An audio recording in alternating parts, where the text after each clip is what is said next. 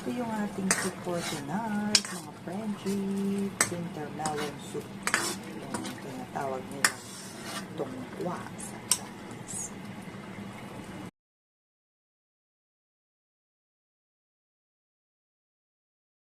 Naglagay ako ng oil at saka salt. And then, i-sear natin yung ginger. Ayan, after a while,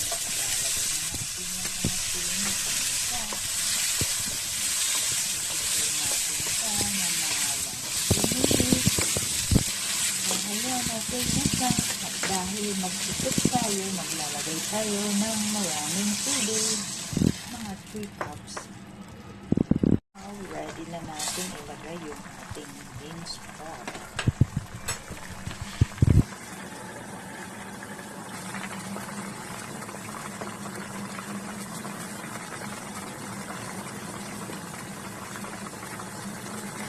Ayun sa mga French, at isi-simmer natin siya ng mga another 20 minutes.